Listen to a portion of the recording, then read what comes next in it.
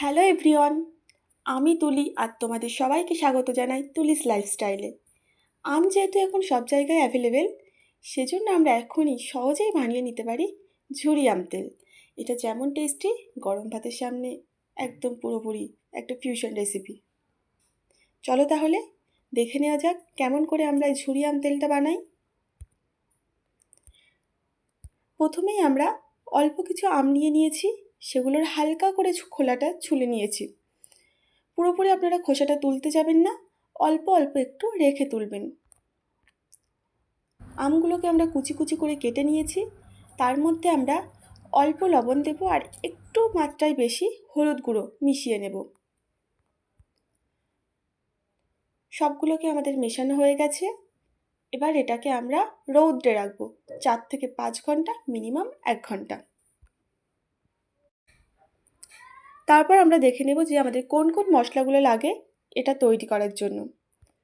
প্রথমেই লাগবে 1 চামচ জিরে গুঁড়ো, অল্প একটু গরম মশলা, 1 চামচ ধনিয়া গুঁড়ো, অল্প একটু শুকনো লঙ্কা গুঁড়ো, অল্প লবণ, আর অবশ্যই যেটা লাগবে মৌরি গুঁড়ো 1 চামচ, 2টো রসুন, 2টো শুকনো লঙ্কা, অল্প মেথি আর অল্প জিরে, গোটা জিরে। আর যে পাত্রটার মধ্যে আমরা এটা তৈরি করব সেটা তো আমাদের লাগছেই। আমরা প্রথমে কাঁচের জারের ভিতরে শুকিয়ে রাখা আমগুলোকে ভরে নেব।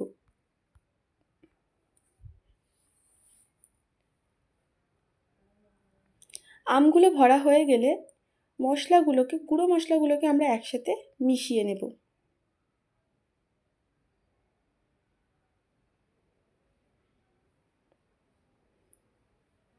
সবটাকে আমাদের সুন্দর মতো মেশানো হয়ে গেছে।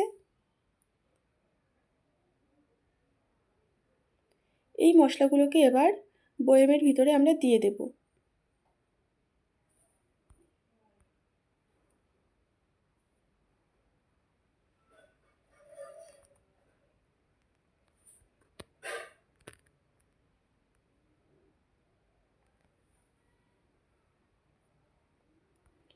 মশলাগুলোকে বয়ামের ভিতরে দিয়ে এটাকে খুব ভালো করে এই আমটার সাথে মিক্স করতে হবে, যেন পুরো আমটার সাথে মশলাটা মেখে যায়।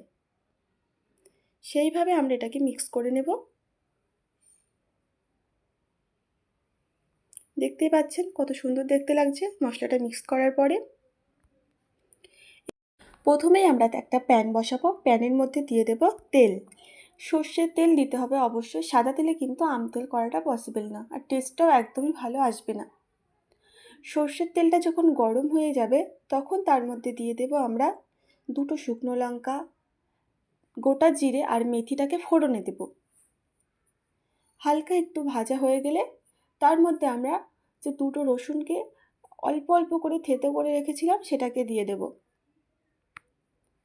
এটাকে খুব সুন্দর করে ভাজতে হবে, হালকা লালচে কালার আসা পর্যন্ত আমরা রসুনটাকে ভাজবো। রসুনটা আমাদের ভাজা হয়ে গেছে। এবার রসুনটাকে আমরা এই রসুন আর তেল টোটালটাকে আমরা ওই বয়ামের ভিতরে ঢেলে দেব। আমের উপরে ঠান্ডা করে দেবেন না, অবশ্যই এই গরম গরম তেলটাই দেবেন।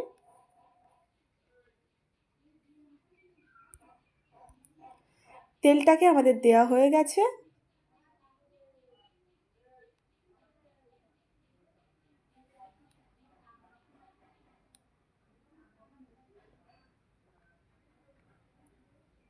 এবার এই বয়ামটাকে নিয়ে আমরা রৌদ্রে রেখে দেব।